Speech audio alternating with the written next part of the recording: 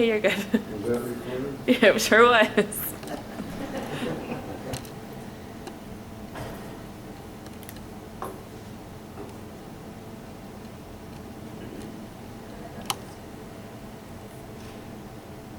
You're good. Are we on? All right. So when Sarah called me, I'm very particular about the audiences I speak to. And she said, well, if she would assemble the best looking women in town and the smartest guys, she could only find one smart guy. So, I'm Dr. Elliot Rustad, and this is my personal manager. She told me when to get up, when to eat, where to go. Well, she's our marketing agent at Rustad Dermatology. And so she got me into this thing, you know. In fact, at 5 o'clock this morning, she was calling me and said, get out of bed, for Pete's sake. Anyway, I would imagine that most of you know what a dermatologist is. There are different ways of being termed a dermatologist. As a matter of fact, some people practice dermatology and they don't have a medical degree. You probably know that. Some are nurses or they're PAs and they're still carrying on seeing patients as though they were. And there are others who have, there's one in town who is a medical doctor with no dermatologic training, and he practices mostly dermatology. If you're a medical doctor, you could say, I want to be a gastroenterologist, I want to be a neurologist or whatever. A little bit tough about brain surgeons. They need, they won't let them cross the, they aren't trained. But anyway, you can practice dermatology if you don't have official training. But the type of training I had, which was the traditional level, and which most dermatologists are trained, you have to have college 4 years, and then you have to medical school 4 years. Then you either do a residency in something like internal medicine or surgery. I did a general rotating internship, which meant I was into studying every branch of medicine. Then you come back for 3 years of specific dermatology training, and that means that every morning at 7 o'clock lectures start, and you get to have lectures till noon. You have clinics all afternoon. Then you have to practice with somebody or on your own and prove that you're doing a acceptable type of practice per year before you can take your boards. And then when I went through, you had 6 hours of examination, written examination. If you passed those and 40% didn't, then you would be given oral examinations, and again 40% didn't pass. They had to go back to another year of training or take them over again. So it was a very rigorous type of training.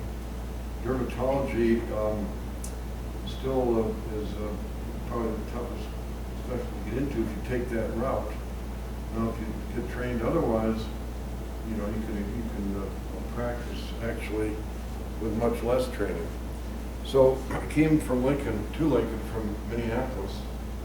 Chose Nebraska, as a matter of fact, because there was a real shortage of dermatologists down here. For a while, I was the only dermatologist from Omaha to Denver. And I came in when there was a deluge of skin cancers. A lot of these people had been treated with just a method of excising skin cancer that the surgeons commonly did, which wasn't guided at all. And many of them had been treated with X-ray. And in these methods, you kind of estimate what the cancer is. I brought to the state a technique that many of you probably have heard of, called Mohs technique. Mohs was a plastic surgeon from the University of Wisconsin. And what he started doing was applying zinc chloride paste, which is a very strong burning type of paste, to cancer. And then he would cut this out in 5 days and then analyze the margins to see if you got all the cancer, if not, what direction to go in. And I did that for about a month, and I said, this is not the best way to do it. What we should do is to freeze these sections right away and section them so we get an answer right away. His technique dragged on for weeks. And if you do it with frozen section, as I started to do, I had my own lab at the time, you can tell within an hour and a half whether you have all the cancer. And since you've marked it like the clock, if you don't have it all out, you pursue it in a direction that the cancer stems, that means you absolutely get a 100% cure rate. I've done about 90,000 cases with a 100% cure rate. I'm to the point now where I guarantee a cure of your cancer, which no one else in the world is doing, but the track record has been that good, so you could say, I will guarantee that I'll cure your cancer. The next thing is a plastic surgical repair, because if you start doing this Mohs technique and the cancer may be as big as the palm of your hand, and at that time you're going to have to repair it, because otherwise you do as most do really, they refer it to plastic surgeon, and that means you have to be on their schedule a week or two down the road, which means that the base of the wound begins to get infected and the tissue starts growing in, and the cost goes up exorbitantly. We do all the surgical repair immediately after we remove the cancer, but that means it's closed, there's hardly any pain, we hardly have any infection, and you get the best looking cosmetic results because the repair is done immediately.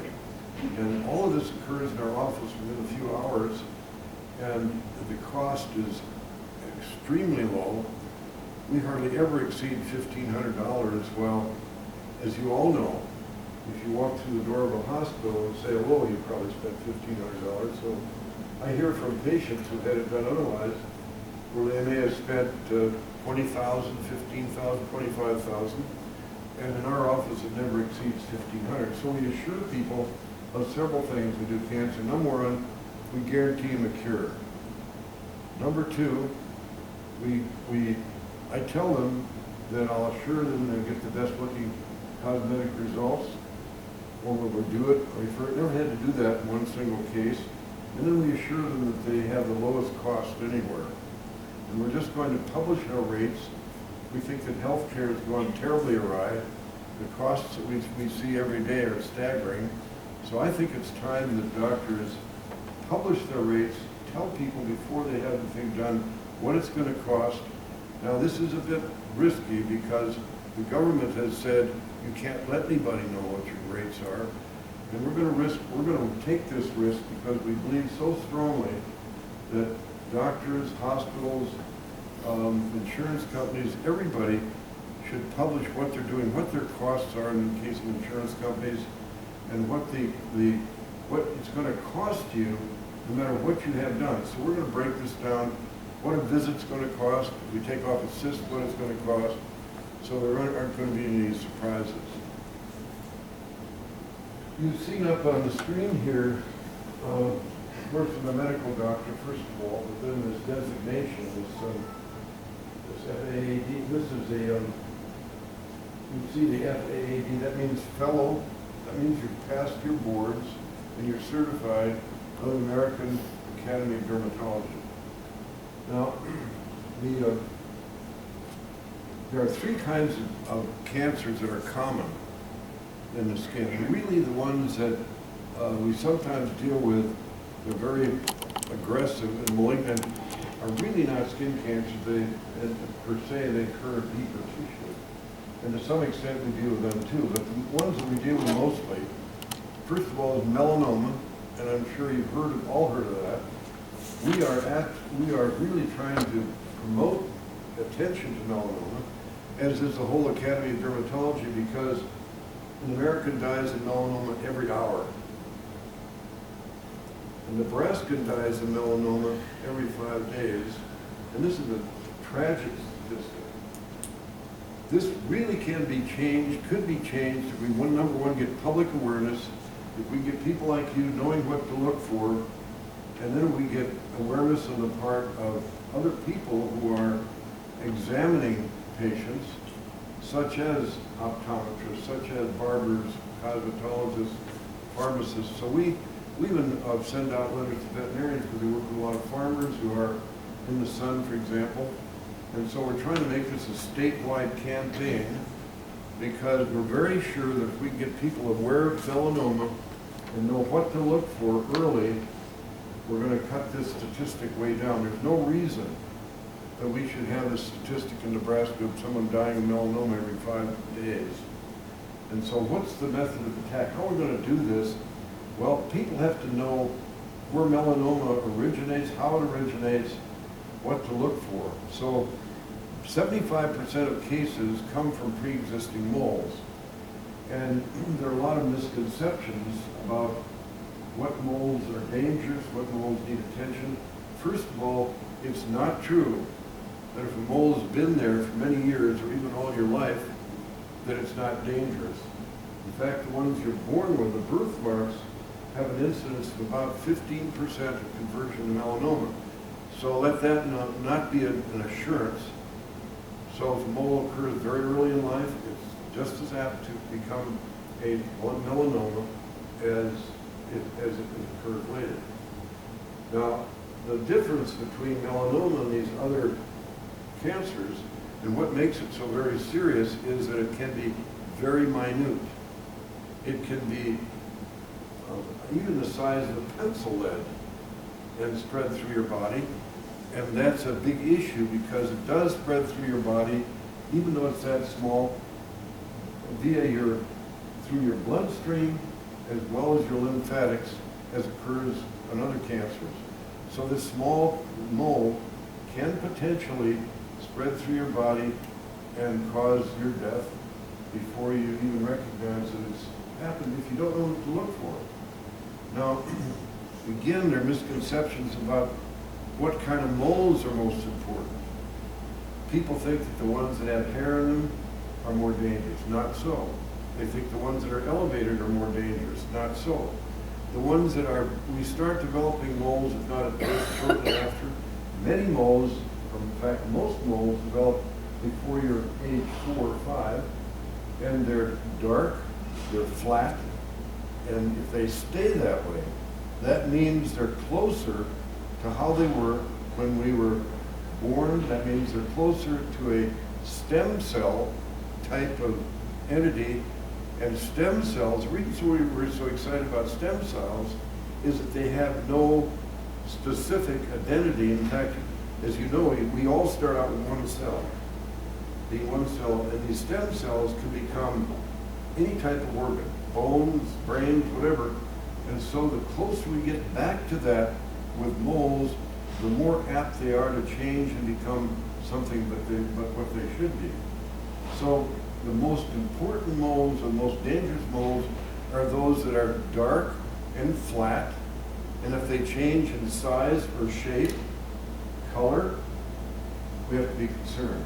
Now, it would be no surprise to tell you that the more moles you have, the more you're apt to develop melanoma. The larger your moles, the more you're apt to develop melanoma, just because of the amount of mole there. Naturally, if you have 1,000 moles, you have a much bigger chance of developing melanoma than if you have one. Now, this propensity or this tendency to develop any kind of cancer, we've learned, we treated about 90,000 cancers in our office, and I have a very, very clear impression that people are prone to cancer. Not just one kind of cancer, but every kind of cancer. So if you come from a family where there's stomach cancer, brain cancer, whatever, you're also more prone to skin cancer. So that's the first thing. The next thing is if you see a change in the mole, either in its size, its dimension, its characteristics being irregular or speckled, or if it's growing, if it was brown and getting red, or kind of a purplish color, we call it a violet color, that's important. If you notice a growth, just a bump on your skin that hasn't been there, or in the case of squamous cell, we'll discuss that very shortly, a warty growth that becomes thicker, more thick than it has been, those are signs that you have to be aware of. So you may well have 100 moles on your body, and at age 35, 30, whatever, you develop a new one, and it changes and it's growing. That particular mole is more apt to become melanoma than the others have been quite stable.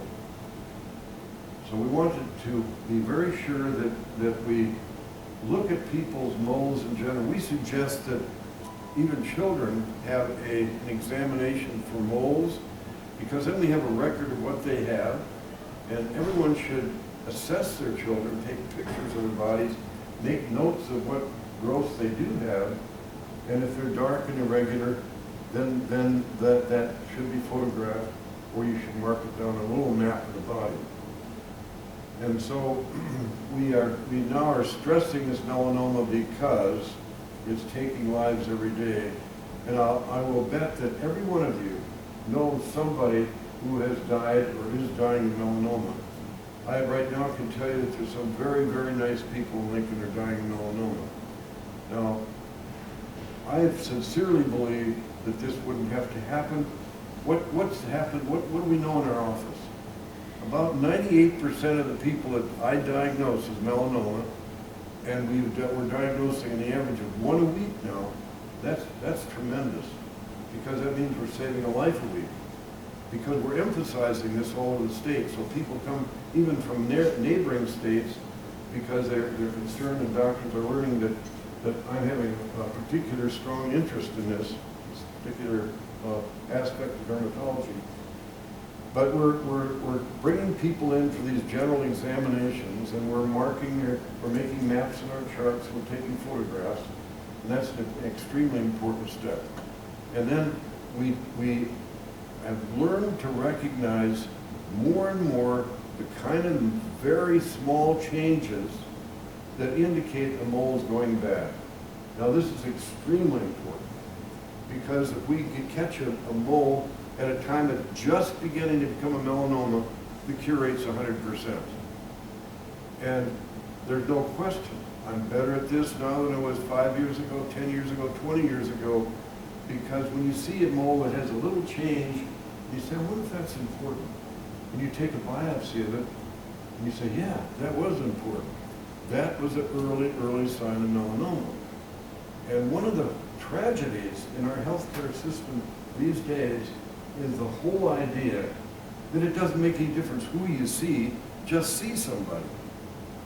I taught at the University Medical School for 1 year, and 29% never came to lecture in dermatology. And when we get people in that have had virtually no training in dermatology, they have no chance of picking up these melanomas at a time when you can save lives.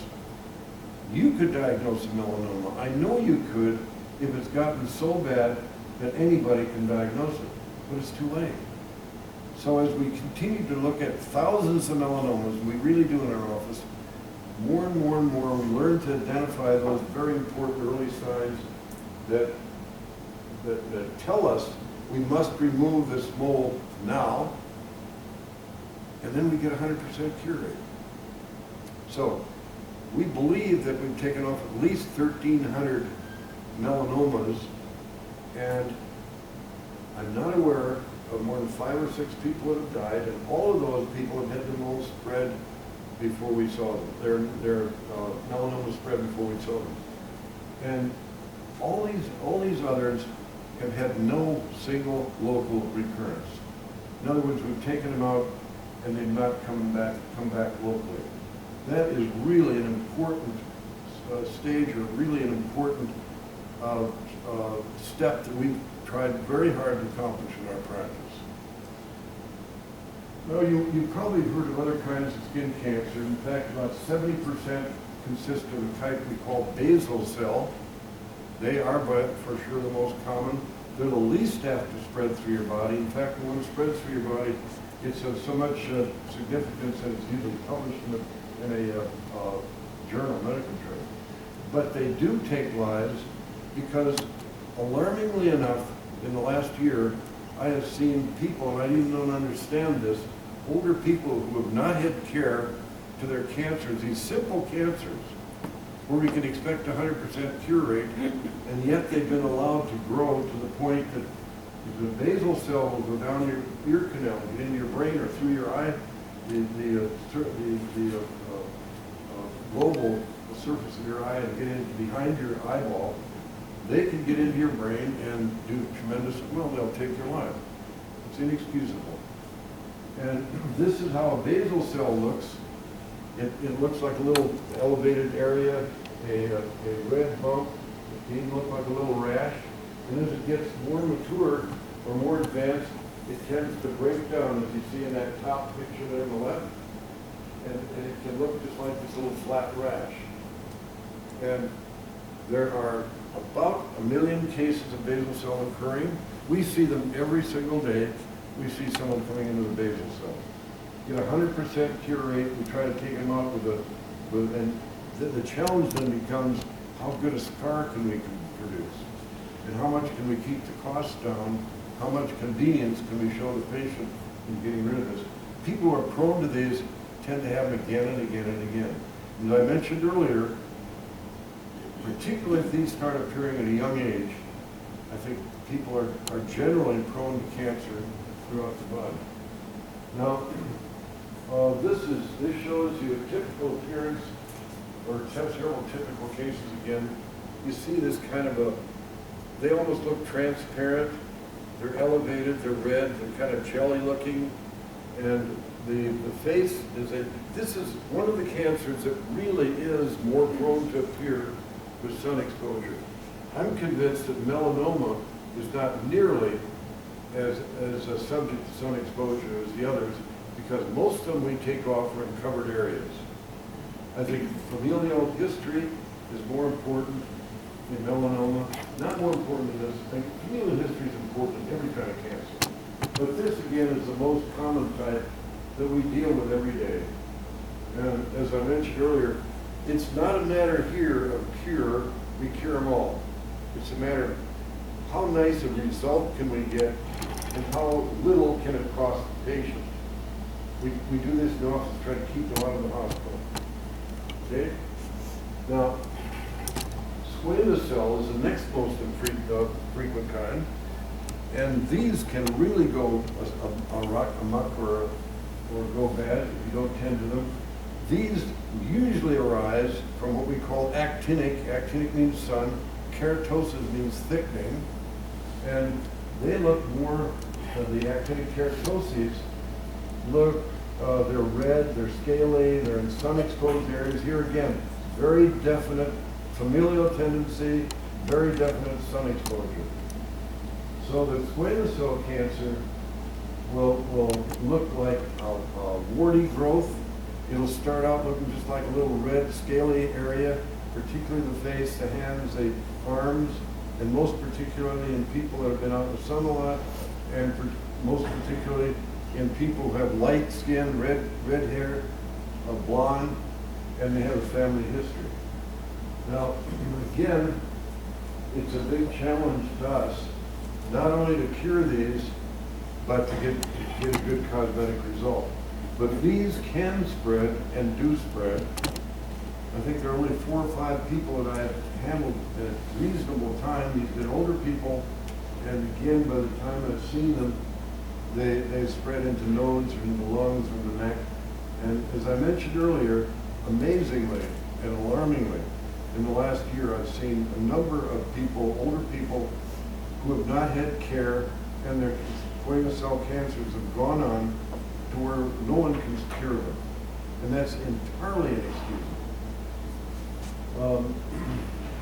Now, these slides, again, deal with, where did you back that up? Can you back that up? Because they really need to know what to look for. On the lip, it's a common site. People don't have to be afraid. I saw someone the other day that came in with lip bleeds, and the man said, I don't want to have these lip like I've seen, and there's people are drooling, and the lip is way down, and it's all scarred up. I will guarantee you that if you saw the lip cancers that we have taken out, you wouldn't even know the person had it, because we take it out and we bring in tissue from inside the mouth to cover it so that it isn't apparent. This poor lady came in from Lincoln. And she's, as I mentioned several times, because I'm so alarmed by this. This should never be happening in this day and age. She was just being neglected. And the other older people that I've seen that are very far advanced, just been neglected. Now it will occur in the tongue, and again, if you get them early, the outlook is very good. This is a particular kind up in this corner where it looks like people think they had a little cyst because there's a little core in the center. They grow quickly, and they're more aggressive than most squamous cell cancers. Okay? Now, this again touches on melanoma. Remember, that's the kind that comes from mold. And what this slide is trying to show is that it starts out very shallow, and then it becomes deeper and deeper. And again, melanoma isn't as well confined as a basal cell or a squamous cell. It tends to be, the little cells tend to escape the area individually and go through the bloodstream as well as through the lymphatic system, the lymph channels that lead to it. We do sentinel node evaluations. You may have heard of that, and what that amounts to is that when we see a skin cancer, we're worried about that that it's spread. I call a surgeon and we take out a node that's in that lymphatic drainage area to see if there is involvement, because if there's involvement, the case is considerably more severe than if there's no involvement. We talked about the different types of moles that lead to melanoma. We classify them. So if you have your moles taken out, you will hear terms like dysplasia or atypia.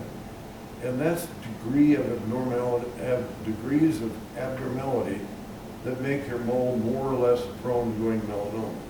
So if you had moles taken off and they were diagnosed by the pathologist as being atypical or dysplastic, that means that your moles are more concerned. And that's another point I want to make. It's become somewhat of a practice for these slides all to be read by the dermatologist. I'm very capable of this. I had my own lab and we read about 60,000 slides. Then I started saying, well, I think people deserve another opinion here because I'm not doing this all day long, and they need to know from somebody else, so it isn't all my opinion, before they have a cancer surgery done. So we have our slides all read by what is termed a dermatopathologist. This means they are both a dermatologist and a pathologist. Our slides go out of state to what I believe are some of the best dermatopathologists in the world. And that means that the early diagnoses, the very early signs of melanoma, I'm sure are picked up earlier than if these were read by somebody or some group that's less experienced and less trained. When we take them off, again, we don't read these, even though I'm very capable. We have the pathologist at Brian West read them as we're removing them so that they are, we know that the cancer is completely removed.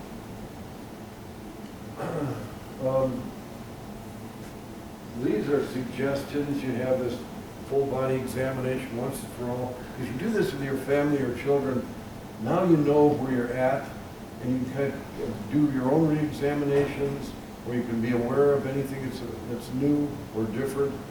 And we recommend people, particularly if they have a family history of cancer, specifically of skin cancer, to come in once a year and be evaluated. But in between, you want to be very aware of this in your own family.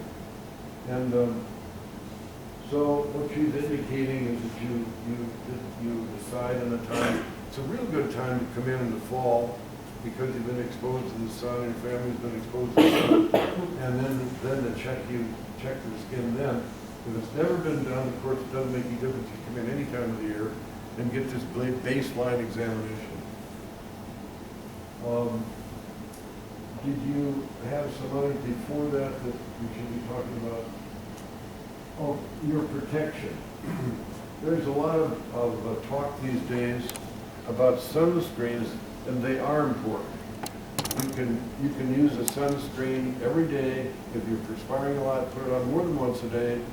You use a protective garments like a hat. And those things are logical. Cabs. You work in the ends of the day, either early in the morning or late in the day, so you're not in the sun so much. And it's most important to just start in childhood. Most of the damage, or more damage, is done to skin before 5 than after 70. Because by that time, a lot of the writing's on the wall. And children's skin is more sensitive. So they'll have more damage for time in the sun.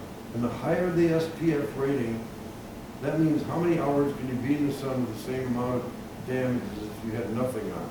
So it's 100, you could be in 100 hours and have no more damage. And it isn't, they aren't that perfect, but it sure is important to use a SPF rating that's high. And, I have a question about sunscreen. I have a quick question about sunscreen. Just because I have an infant, this last summer I just noticed a lot of it's like mineral free and not mineral free. Is there a difference there, or what's to look for? this is absolutely totally marketing. Okay. This whole mineral thing and cosmetics and sunscreens and stuff, you know, I mean, if people can start looking at cosmetic companies, they need to make the issue and they need to make, you think there's something new under the sun, and that isn't worth anything. I don't understand why it would. Okay, so here she has the important things. Wear a sunscreen, work in the shade, have a, like if you're out mowing the lawn or the golf course or farmer, you want to have calves, and you want to, the tanning beds, a huge issue has been made on these tanning beds. In fact, a dermatologist in the state took this on and took it before the, led to the unicameral and all this stuff. I think that this was very, very overemphasized.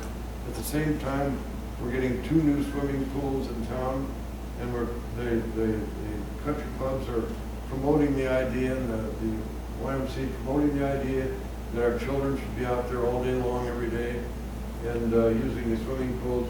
That's immensely more important than the kind of damage you're going to have if you go to some tanning booth once in a while. Do I think it's great? Do I think it's an advantage? No. But I think it's worth having a state law that says that people can't do this legally. I think it's ridiculous. Keep newborns, the younger the child is, remember, the more damage they're going to have. Their skin isn't as thick. It's lighter color, doesn't pigment as much. So it's more important than the younger the child, more important it is to have them out of the sun. Remember again, look at these newborns, look at the very young children, and see what their moles are, and what their moles look like, because you want that record, and that shows something about how subject they are to damage, and how easy do they sunburn. That's a very important thing.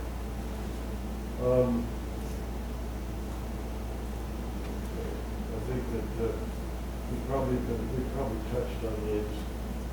So, are there any questions? I hope that we kind of traveled quickly here, because I'm being indicated we're running out of time. But remember, squamous cell come usually in sun-exposed areas more definitely than the others. They start out with red scaling areas, and they can be, those pre-cancer things can be treated very, very easily. We treat many of them every day. Basal cell doesn't have this precursor lesion like the squamous cell. Remember, the squamous cell can spread through your body, through your lymphatic. Basal cell is by far the most common, and hardly ever spreads. And melanoma is the least common, but the most dangerous. All right? Anybody have any questions? Good.